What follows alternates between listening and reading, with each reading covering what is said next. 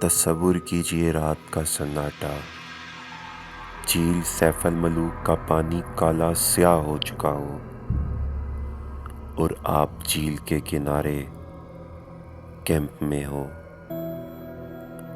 چاروں طرف بالکل سناٹا، جیسے قدرت نے اپنی سانس روک لی ہو، اور آپ کے کیمپ کے باہر آپ کو تیز سانسوں کی آواز آ رہی ہے،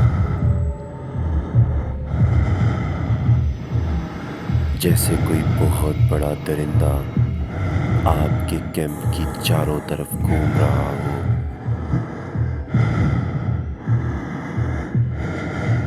آپ کا دل کہہ رہا ہو کہ باہر مت جھانکنا، مگر اس رات حمزہ نے وہ غلطی کر دی۔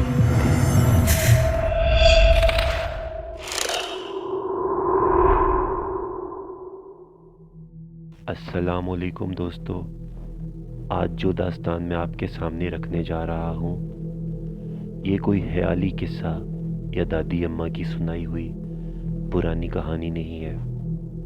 یہ کہانی ہے پنجاب یونیورسٹی کے ان 5 طلباء کی جنہوں نے ایڈونچر کے نام پر ایک ایسی سرحد پار کر لی تھی جہاں سے واپسی کا راستہ موت کے سائے سے ہو کر گزرتا ہے۔ لوگ کہتے ہیں کہ جھیل سیف الملوک پر پریاں اترتی ہیں، مگر ان پریوں کی حفاظت کے لیے وہاں کچھ ایسا بھی موجود ہے جس کا ذکر کچھ لوکل صرف سرگوشیوں میں کرتے ہیں۔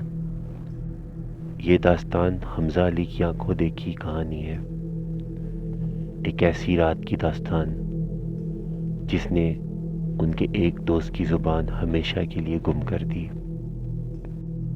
اس سے پہلے کہ میں داستان کا آغاز کروں، اگر آپ اکیلے ہیں، اندھیرے میں ہیں یا آپ کا دل کمزور ہے تو ابھی اسی وقت اس ویڈیو کو بند کر دیں، کیونکہ خوف صرف کانوں سے نہیں گزرتا، یہ روح میں اتر جاتا ہے۔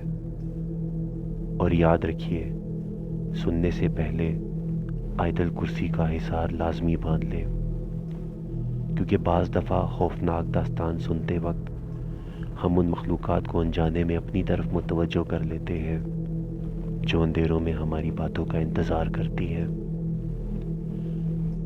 اللہ ہم سب کو ان مخلوقات کے شر سے محفوظ رکھے جن کا ٹھکانہ ویرانے اور پہاڑ ہے، آمین۔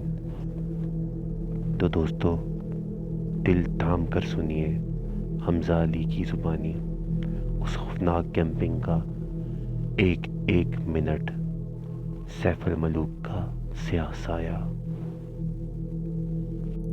السلام علیکم راجہ بھائی، میرا نام حمزہ علی ہے، میں پنجاب یونیورسٹی کا اسٹوڈنٹ ہوں۔ جون 2022 میں نے اپنے 4 دوستوں سعد، عمر، فہد اور معظم کے ساتھ ناران جانے کا پلان بنایا۔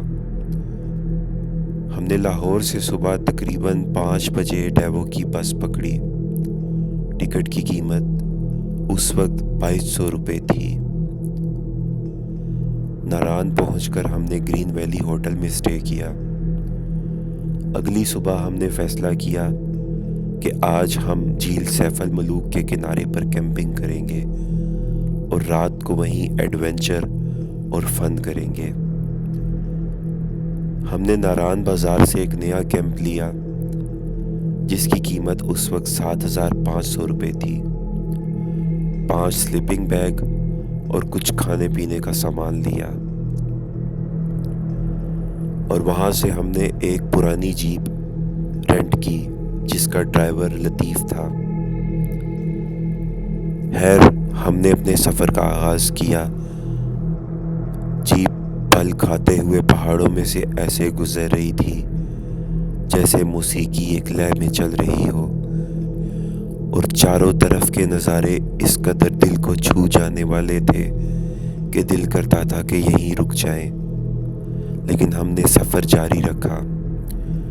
لطیف نے ہمیں راستے میں 2 بار کہا، صاحب وہاں رات کو بڑے بڑے دیو اور سیاہ سائے اترتے ہیں، आप लोग बच्चे हो, वहाँ मत रुको, किसी होटल में स्टे कर लो। लेकिन हमने उसकी बात को मजाक में उड़ा दिया और पुरानी बातें समझकर इग्नोर किया। हमने उसे 4,000 रुपये दिए, उसने हमें झील के किनारे ड्रॉप कर दिया। लेकिन अजीब ये लगा कि उसने जाते हुए हमारी तरफ अजीब नज़रों से देखा और कहा, मैं कल सुबह 10 बजे लेने आऊँगा अगर तुम लोग वहाँ हुए तो। खैर, हम दोपहर 3:30 बजे तक झील पर पहुँच चुके थे। मौसम निहायत ठंडा था। नज़ारा वाकई इतना खूबसूरत था कि इंसान ये तस्वुर कर सकता है कि यहाँ पर परियां उतरती हैं। हमने झील की दाहिनी जानिब एक बड़ी चट्टान के नीचे अपना टेंट लगाया। रात के तकरीबन 9 बजे तक हमने लकड़ियां जमा कर ली थी, आग लगाई और आग के इर्द गिर्द बैठ के हमने आपस में बातें करना शुरू कर दी। आसमान तारों से भरा हुआ था। वाकई शहर के माहौल में ये सुकून और ये सितारे कहाँ। खैर, हमने खाना खाया और तकरीबन 11 बजे अचानक हवा का रुख बदल गया। हवा में एक अजीब सी मुर्दा जानवर की सड़न फैल गई जो इतनी तेज थी कि हमें उल्टियां होने लगी। मौज़म ने कहा, यार लगता है कोई जानवर करीब मरा है। हमने टॉर्च जलाई मगर बाहर सिर्फ पत्थर थे। हम टेंट में वापस आ गए, लाइट बंद की और पता नहीं कब हम नींद में गुम हो गए। तकरीबन 12:30 बजे मेरी आँख खुली तो मुझे ऐसे लगा कि जैसे टेंट के फासले पर कोई भारी कदमों से चल रहा है। मैं चौंक कर उठकर बैठ गया। वो आवाज़ इतनी वाज़ेह थी कि मैं उसे अपना वहम नहीं कह सकता था। मेरे जिस्म में इतनी जान नहीं थी कि मैं साद, उमर, फहद और मौज़म को आवाज़ देकर उठा सकूं। शायद मैं डर चुका था। मैंने हिम्मत करके उन्हें हाथ लगा के उठाया।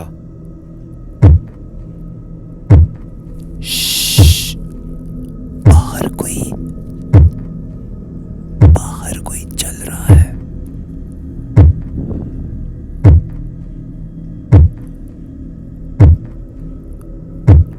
कैंप के बाहर इर्द गिर्द कदमों की आहट सुनाई दे रही थी।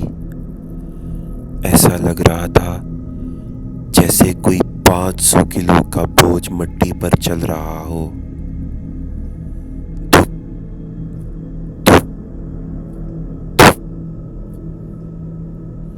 मैंने फहद की तरफ देखा तो फहद टेंट की जिप धीरे धीरे से खोल रहा था। जैसे ही हमारी बाहर नजर पड़ी तो हमारे होश उड़ गए। झील के किनारे एक 10 से 12 फुट लंबा काला स्याह साया खड़ा था। उसका कोई चेहरा नहीं था, बस वो झील की गहराइयों को घूर रहा था। हम सब ने अपनी सांसें रोक ली और बिल्कुल खामोश हो गए। अचानक उस साये ने अपना रुख हमारी तरफ किया। उफ राजा भाई, उसकी आंखें अंधेरे में सुलगती हुई सुर्ख आग की तरह थी, जैसे उसकी आंखों में सुर्ख अंगारे चमक रहे हो। वो धीरे धीरे हमारे टेंट की तरफ बढ़ने लगा। हर कदम पर जमीन थरथरा रही थी। साद ने कांपती आवाज में आयतल कुर्सी पढ़ना शुरू की। जैसे ही साद ने तलावत की, वो साया रुक गया और उसने एक हौलनाक चीख मारी। ऐसी भयानक चीख कि झील का पानी हिलने लगा। وہ انسانی چیخ نہیں تھی، بلکہ ایسا لگ رہا تھا کہ جیسے لوہے کی ہزاروں سلاخیں ایک ساتھ رگڑ کھا رہی ہوں، بلکہ ایسا لگ رہا تھا جیسے لوہے کی ہزاروں سلاخیں ایک ساتھ رگڑ کھا رہی ہوں۔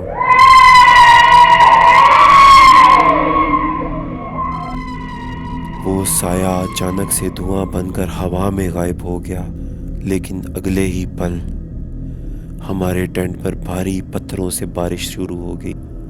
ہم نے اپنا سامان وہیں چھوڑا اور ننگے پاؤں نیچے گلیشیئر کی طرف بھاگے۔ راستہ پتھریلا تھا، ہمارے پاؤں زخمی ہو رہے تھے، مگر ہمیں صرف جان بچانی تھی۔ ہم بھاگتے ہوئے نیچے ایک پرانے سرائے پہنچے، جہاں لوکل لوگوں نے ہمیں پناہ دی۔ صبح جب لطیف کے ساتھ ہم واپس سامان لینے گئے تو جو منظر ہم نے دیکھا وہ زندگی بھر نہیں بھولے گا۔ ہمارا نیا ٹینٹ جگہ جگہ سے پھٹا ہوا تھا، جیسے کسی نے بڑے بڑے ناخنوں سے اسے چیرا ہو۔ سب سے خوفناک بات یہ تھی کہ ٹینٹ کے باہر مٹی پر انسانی پاؤں کے نشان تھے، مگر وہ انسانی پاؤں نہیں تھے۔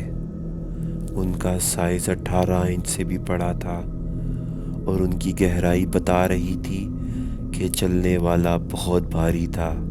وہاں پر ایک پرانے بابا جی نے ہمیں بتایا، بیٹا، سیف الملوک پر صرف پریاں نہیں رہتی، وہاں ان کے پہرے دار دیو بھی رہتے ہیں، جو کسی غیر کا داخلہ وہاں پر برداشت نہیں کرتے۔ ہم لاہور واپس تو آ گئے، مگر معظم اس رات کے بعد 2 مہینے تک بول نہیں سکا۔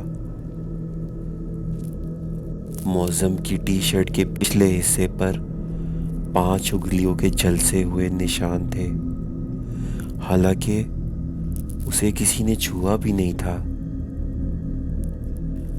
اور ایک اور حیرت انگیز بات، مکینک نے جو ہمارا بیگ کھولا جو ٹینٹ میں رہ گیا تھا تو اس میں عجیب سی کالی راکھ نکلی، جبکہ ہم نے وہاں آگ ٹینٹ سے بہت دور جلائی تھی۔ کیا آپ کو لگتا ہے وہ نشان، وہ بیگ میں پڑی راکھ، وہ سائے، وہ قدموں کی آواز، وہ صرف وہم تھا یا یہ حقیقت ہے؟ تو دوستو، یہ تھی ہماری آج کی کہانی، اور اگر آپ کو یہ کہانی پسند آئی ہو تو ایک کامنٹ میں مجھے اپنی قیمتی رائے ضرور دیجیے گا۔ اللہ آپ سب کو اپنے حفظ و امان میں رکھے، مجھے بھی اپنی دعاؤں میں یاد رکھیے گا۔ اللہ حافظ۔